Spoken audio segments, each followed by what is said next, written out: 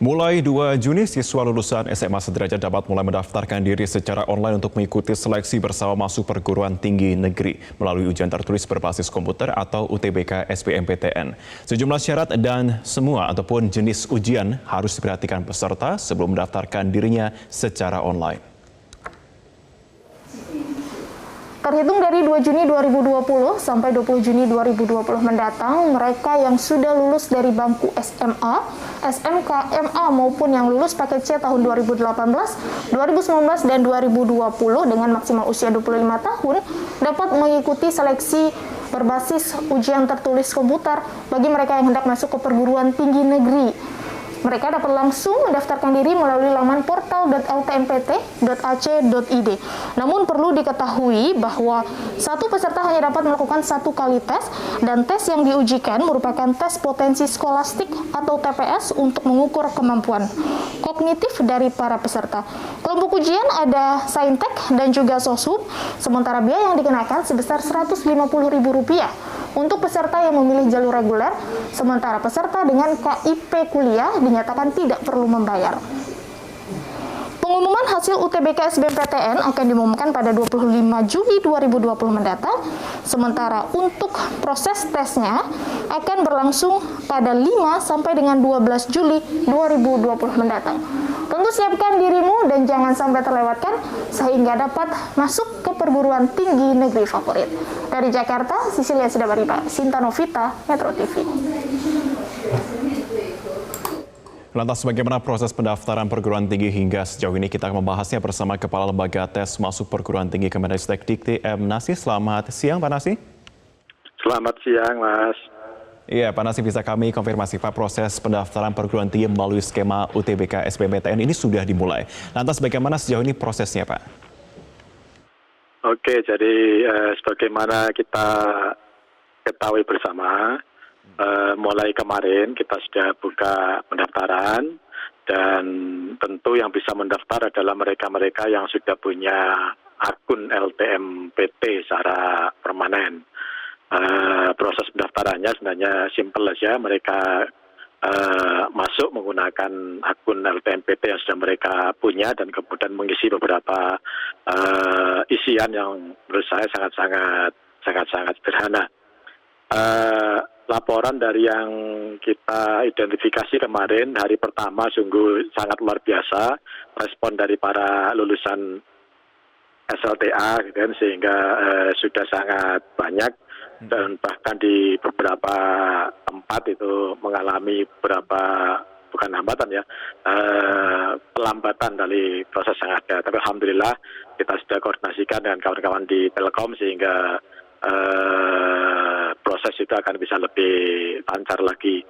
Jadi ini perkembangan terakhir, tapi sekali lagi hari ini pun nampaknya respon dari lulusan SLTA juga sungguh luar biasa untuk di proses pendaftaran melalui daring. Jadi insya Allah dengan model pendaftaran secara daring, tidak ada mobilisasi lulusan SLTA, semua bisa mengisi dari rumah masing-masing, menyiapkan datanya masing-masing, dan tentu karena ada bedanya dengan tahun yang lalu, tahun ini tentu harus sudah disiapkan jurusan sejak awal, karena pada saat mendaftar mereka sudah harus juga melakukan pengisian berkaitan dengan pilihan program studi yang mereka minati, untuk kemudian nanti akan digunakan sebagai proses seleksi yang ada. Jadi itu beberapa perkembangan prosesnya Mas Marvin. Baik Pak Nasi, untuk ujian akan seperti apa Pak pelaksanaannya? Jadi untuk ujian kita sebut sekarang sebagai UTBK normal baru Mas. Jadi ya, dari ini kita siapkan UTBK itu dengan pendekatan new normal atau normal baru, di mana protokol COVID dan protokol kesehatan kita akan penuhi bersama, gitu kan. Ujian insya Allah akan dilaksanakan pada mulai tanggal 5 sampai dengan tanggal 12, ada beberapa yang molor sampai dengan tanggal 14 Juli, tergantung nanti jumlah pendaftar di masing-masing pusat UTBK yang ada. Pelaksanaan ujian akan diselenggarakan oleh 74 pusat UTBK, dan semua mempersiapkan diri mulai dari soal jaga jarak, pakai masker, hand sanitizer, bahkan kalau beberapa tempat akan kita dorong untuk pakai face shield dan seterusnya.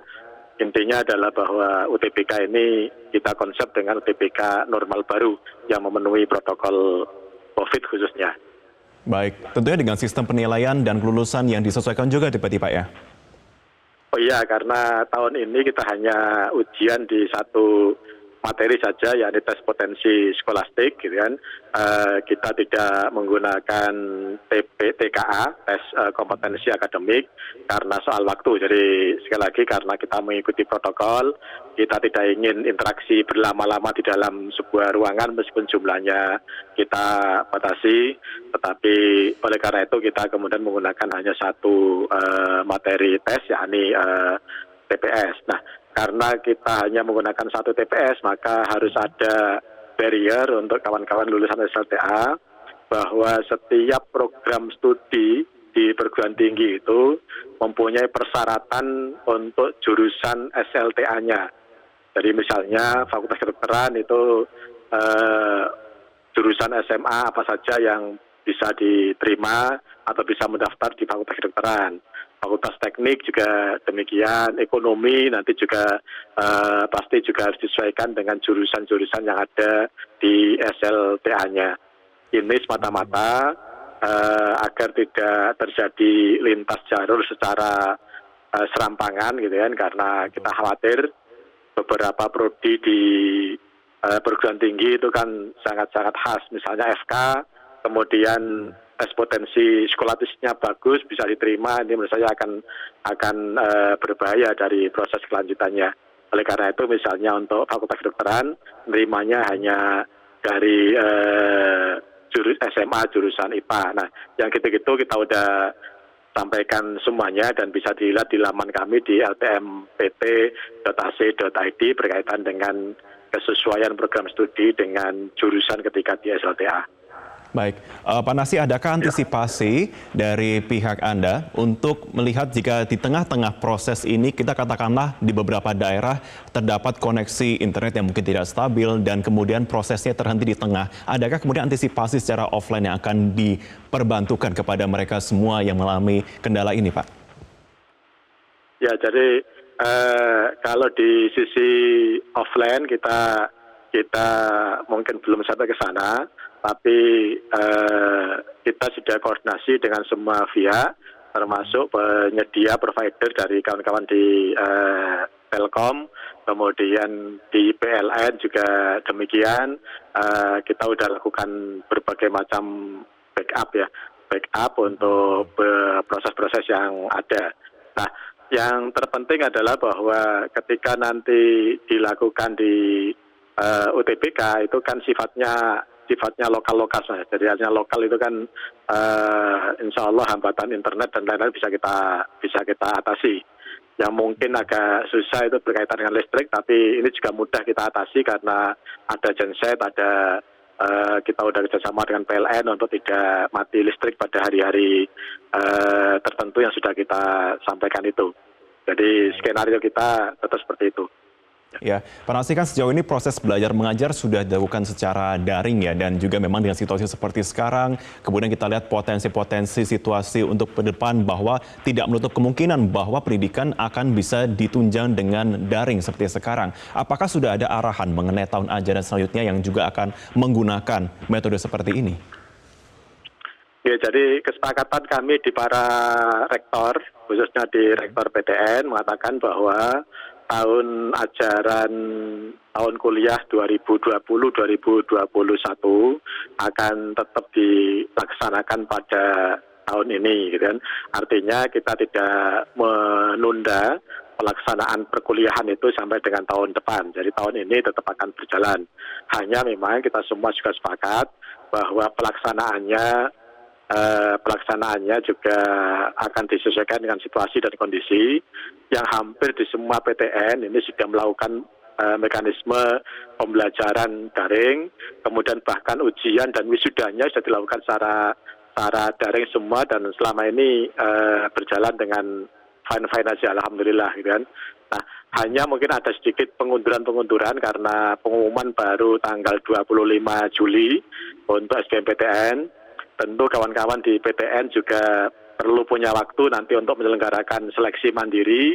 Dari sana baru kemudian selesai semua, baru tahun ajaran barunya akan dimulai. Mungkin di sekitar September ya. September. Biasanya kan 1 Agustus kita udah mulai. Nah sekarang mungkin kalau UNER di September baru akan mulai tahun kuliah baru dengan model sepenuhnya daring insya Allah. Baik, kita nantikan tentunya seperti apa pelaksanaan di sana. Terima kasih Kepala Lembaga Tes Masuk Perguruan Tinggi Kementerian Rizky M. Nasih. Terima kasih.